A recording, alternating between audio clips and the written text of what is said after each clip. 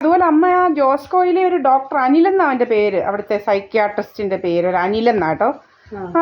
അവന് ആടെ അമ്മ ഏതാണ്ടൊക്കെ ചോദിച്ചപ്പോ അവൻ ഇറങ്ങിപ്പോന്നോ ഏതാണ്ടൊക്കെ പറഞ്ഞില്ലേ അമ്മയോട്, മേല ഇവിടെ വന്നേക്കരുതെന്നോ ഏതാണ്ടൊക്കെ. അതുപോലെ ഇവൻ ചിരിക്കുകയൊക്കെ ചെയ്തില്ലേ അമ്മയെ കളിയാക്കി, ഈ ബിജു എന്ന് പറയുന്നവൻ. അമ്മ എന്നോട് അന്ന് പറഞ്ഞായിരുന്നല്ലോ, അമ്മ ചോദിച്ചപ്പോ ഇവൻ കളിയാക്കി ചിരിക്കുകയൊക്കെ ചെയ്തെന്ന് ഇവൻ ബിജു എന്ന് പറയുന്നവൻ. ഇപ്പം പെണ്ണുങ്ങളെയൊക്കെ എന്തുവാ മെന്റൽ ആശുപത്രിയിലൊക്കെ കൊണ്ടുപോയി ഇതുപോലെ മയക്കി കുത്തി ദിവസങ്ങളിട്ട് ഇവൻ കാശടിക്കുന്ന ജോലിയല്ലേ ഇവനുള്ളതപ്പം. ഇവൻ പിന്നെ എന്തോ ഇട്ടത്, പിന്നെ നിന്റെ അമ്മ ഹോസ്പിറ്റലിൽ അഡ്മിറ്റ് ആയി കിടക്കുന്നു, നീ അവിടെ നിൽക്കാൻ പോവാന്ന് പറഞ്ഞുകൊണ്ട് നമ്മളെ വിളിച്ചോണ്ട് വന്ന് അവിടെ എന്തോ ബലമായിട്ട് പിടിച്ച് അകത്ത് കയറ്റി മയക്കി കുത്തിയിടാൻ ഇവൻ ആരാ?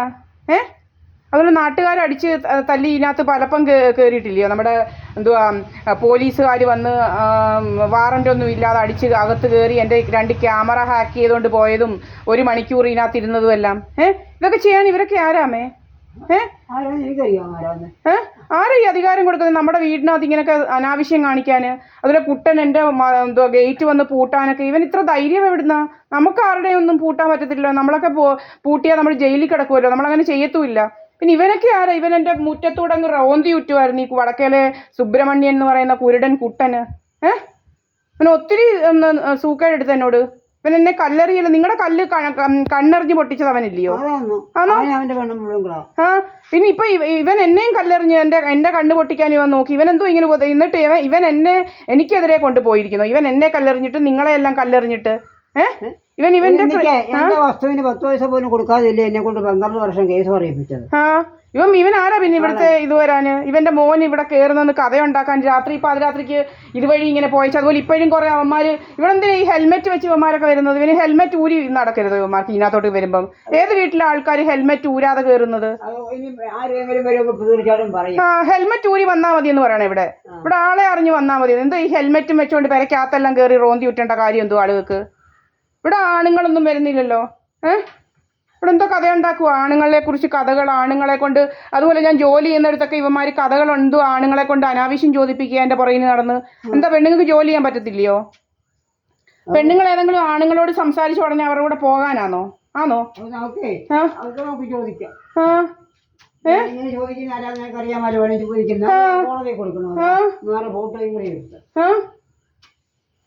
പിന്നെ കുറെ വെപ്പണും മൊബൈലിനകത്ത് ഇങ്ങനെ എന്തോ സോണിക് വെപ്പണും മറ്റേ ഡയറക്റ്റഡ് എനർജി വെപ്പണും ഇതാക്കിക്കൊണ്ട് ഇങ്ങനെ റീല് കണ്ടിങ്ങനെ നമ്മുടെ നമ്മുടെ എന്തോ തലച്ചോറ് കലക്കാനും അങ്ങനെ പല രീതിയിൽ നമ്മുടെ മൂക്കിനകത്തോട്ട് ഉള്ള പോയിസണസ് ഗ്യാസ് എല്ലാം അടിച്ച് നമ്മളെ എന്തോ ഇതാക്കാനും ഒക്കെ ഇപ്പം ഈ ബിജു എന്ന് പറയുന്നവൻ്റെ ആൾക്കാരുടെയും ഗൂണ്ടകളുടെയും ഇപ്പം മറ്റേതൊക്കെ ഇനി ഒക്കത്തില്ലെന്ന് അറിഞ്ഞുകൊണ്ട് ഇനി ഇപ്പം ഈ രീതിയിലാണ് എന്നെ വകവരുത്താൻ നോക്കുന്നത്.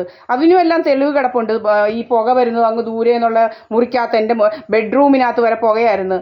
അങ്ങ് ഡൽഹി വെച്ച് ഇരിക്കാൻ വയ്യാത്ത രീതിയിൽ അങ്ങ് പുകയാ, ശ്വാസം മുട്ടി ചാവാൻ പോകുന്ന പോലത്തെ പുക. അതെവിടെ ഒന്ന് വരാനാ? ഇത്ര എവിടെയെങ്കിലും പുകയിട്ടാ എൻ്റെ മുറിക്കകത്ത് പുക വന്ന് നിൽക്കാൻ ചാവാൻ തുടങ്ങുമോ? നമ്മളെന്തോ ഇവിടെയൊക്കെ കഞ്ഞി വെച്ചിട്ടുള്ളവരല്ലയോ? ഇവിടെ നമ്മുടെ പെരക്കകത്ത് ഇട്ട് കഞ്ഞി വെച്ചോണ്ടിരുന്നതല്ലയോ? അന്നേരം വല്ലതും ഇതാക്കുവോ? ആരെങ്കിലും ശ്വാസം മുട്ടി ചാവാൻ തുടങ്ങുമായിരുന്നോ? ഇവിടൊക്കെ ആരാ? അയലത്തുകാർക്കൊക്കെ ആരാ നമ്മുടെ സഹോദയ മന്ദിരത്തിൽ കാര്യം? അവൻ്റെയൊക്കെ വീട്ടിലെ കാര്യം നോക്കിയാൽ പോരായോ? നിനക്ക് ആരാ ഇവിടെ വരേണ്ട കാര്യം? എൻ്റെ അച്ഛനെ ഒലക്കൊക്കെ അടിക്കുകയും പറിക്കുകയും എല്ലാം ചെയ്ത് ഇപ്പം ഇവരൊക്കെ നമ്മുടെ ബന്ധുക്കളുമല്ലോ ആണോ? എൻ്റെ അച്ഛന് എന്തോ ഈ മുറ്റത്തോട്ട് കുഴി കുത്തേണ്ടി വന്നു എന്തുവാ ബാത്റൂമിൽ പോകാൻ ഈ മുറ്റത്ത്. ഏത് ബന്ധുവാണ് നമുക്കുള്ളത്? ഇവിടെ വല്ല ബന്ധുക്കളും ഉണ്ടോ? ഇവിടെ വല്ലവരും കയറി വരേണ്ട കാര്യമുണ്ട്? അപ്പോൾ ഇവിടെ ഒരവനും അതുപോലെ ഹെൽമെറ്റ് ഒന്നും വെച്ച് വരണ്ട, നേരെ ജോയെ വന്നാൽ മതി. ഹെൽമെറ്റ് ഒക്കെ ഊരി മാരമര്യാദയ്ക്ക് വന്നാൽ മതി. ഇത് സഹദേവ മന്ദിരം അല്ലാതെ വേറൊന്നുമല്ല. ഇവിടുത്തെ ഡ്രാമയൊന്നും ഇവിടെ ഒന്നും വേണ്ട. ഒരു ഡ്രാമ ആണുങ്ങളുടെയും പെണ്ണുങ്ങളുടെയും അല്ല എന്തോ ഞാൻ ബന്ധം ഒഴിഞ്ഞ് കഴിഞ്ഞ് എന്തോ കല്യാണം കഴിക്കാൻ ഇങ്ങനെ എന്തോ ദിവസത്തിന് ദിവസം കല്യാണം നടക്കും. എന്തോ ഓൺലൈൻ കല്യാണം, മറ്റേ കല്യാണം. അതെന്തോ കല്യാണം നമുക്കിതൊന്നും അറിയത്തില്ല. എന്തോ ഈ കല്യാണ കഥയും മറ്റേ കഥയൊക്കെ ആരോടെങ്കിലും മിണ്ടിയ ഉടനെ അവരുടെ കൂടെ അങ്ങ് പോവാന്നോ? ഓഫീസിൽ പോകണ്ട, അവിടെ കുറെ ആണുങ്ങളെ കൊണ്ട് അനാവശ്യം ചോദിപ്പിക്കുക, പറയിക്കുക. എന്തോ ഇതൊക്കെ? ഇവനെന്തോ രോഗം എന്തോ ഇവന് ഫാമിലി കോടതി വഴിയാ, മാവേലിക്കര ഫാമിലി കോടതി വഴി 2019 ജനുവരി 23 ഓർഡർ ഇട്ടതാ ഫാമിലി കോടതി. ഇവനെ ബന്ധം ഒഴിഞ്ഞത്. ഇനി ഇവനെന്തോ ഇവിടെ കാര്യം? ഇവൻ ആരാ ഇവിടുത്തെ?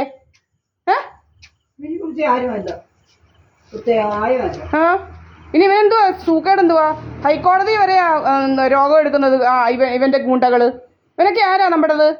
ഹൈക്കോടതി വരെ നമുക്ക് പോകണ്ട. എന്തോ രോഗം എന്തോ ഇതില്ല ഞാൻ റെക്കോർഡ് ചെയ്യുക, ഇത് റെക്കോർഡ് ചെയ്ത് ഞാൻ സൂക്ഷിക്കുന്നുണ്ട്. ഇവന് ജോസ്കോയി കൊണ്ടിട്ടതും ഇങ്ങനെ ആളുകൾ അടിച്ച് ഇതിനകത്ത് കയറി നമ്മളെ പിടിച്ചോണ്ട് പോകുന്നതും എല്ലാം രോഗം എന്തോ ആളുകൾക്ക്. വേറെ വല്ല വീടുകളിൽ നടക്കുമോ ഇത്? നടക്കുന്നു. അവന് വിചാരിച്ച നോക്കിയപ്പോൾ ഇവിടെ ആരും ഇല്ല, ആണുങ്ങളാരും ഇല്ല, ഞാൻ നിന്റെ അമ്മയോ ഞാനേ ഉള്ളൂ. അപ്പൊ ഇവിടെ ഒന്നും കാണിക്കാമെന്നൊക്കെ അവൻ വിചാരിച്ചത്. അപ്പൊ ആണുങ്ങളില്ലാത്തടത്തൊക്കെ ഇത് നടത്തുവോ? എന്നിട്ട് എത്രയോ വീടുകളിലുണ്ട് ആണുങ്ങളില്ലാതെ പെണ്ണുങ്ങൾ മാനമര്യാദയ്ക്ക് ജീവിക്കുന്നത്. ഇവന്റെ ഗൂണ്ട, ഇവനെ പോലുള്ള ഗൂണ്ട, ഈ എന്താ കണ്ടല്ലൂർ ബിജുപി എന്ന് പറയുന്ന ക്രിമിനൽ ഗൂണ്ടയ്ക്ക് എന്തുവാ രോഗം? എനിക്ക് എന്തുവാ അവന്റെ കൂട്ടുകാരൻ എഴുതിയതാ, എന്തുവാ ടെക്നോളജി വഴിയാ നിന്നെ ടെക്നോളജിക്കൊക്കെ രക്ഷിക്കാൻ പറ്റത്തുള്ളന്ന്. ടെക്നോളജി വഴിയാ നിന്നെ റെഡിയാക്കുന്നത് എന്ന് വെച്ചാൽ ഡയറക്റ്റഡ് എനർജി വെപ്പൺ പുതിയ രീതിയിലുള്ളതാ. അത് അധികം ആൾക്കാർക്ക് പാവങ്ങൾക്ക് അറിയത്തില്ല. സോണിക് വെപ്പണ് ഇങ്ങനെ അടുത്ത് ഇങ്ങനെ ഇരുന്നോണ്ട് കുറച്ച് ദൂരെ പരിധി ഉണ്ടത്, അവിടെ ഇരുന്നോണ്ട് ഈ മൊബൈലിനകത്തൂടെ ഇതെല്ലാം ചെയ്യുന്നത് ഇവന്മാര് എന്നെ റെഡിയാക്കാനായിട്ട്.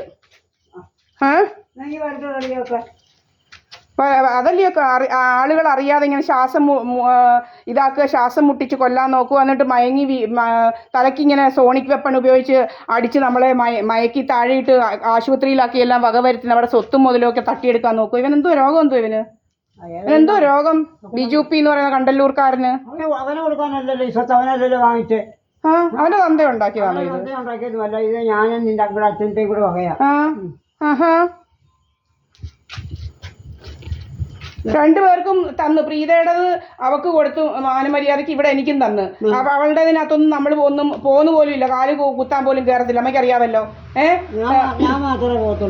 അല്ല പിന്നെ ആർക്കും എന്റേതിനകത്ത് എന്റെ സ്വത്ത് ഇവിടെ ഓലകെട്ടിയമ്പലത്തിലുള്ള 146 സെന്റ് സ്ഥലവും വീടിനകത്ത് ഒരു അവകാശവും ആർക്കും ഇല്ല. ഞാൻ വില്ലും ഒന്നും എഴുതി വെച്ചിട്ടില്ല ആർക്കും. എനിക്ക് അങ്ങനെ എഴുതേണ്ട കാര്യവും ഇല്ല.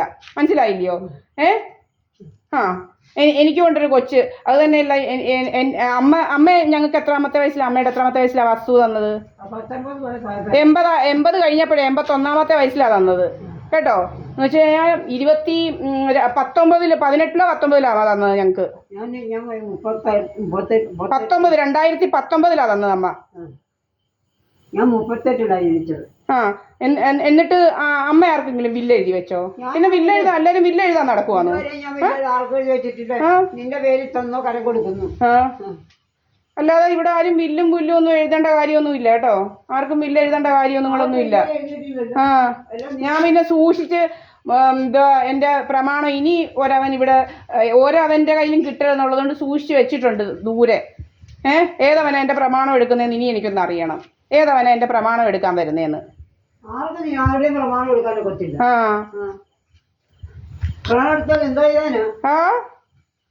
എനിക്ക് ബില്ല് എഴുതാനും ഉദ്ദേശമില്ല. ആർക്കും കൊടുക്കാൻ ഉദ്ദേശമില്ല. ഇത് എന്റെ പേരിൽ തന്നെ ഇരിക്കും.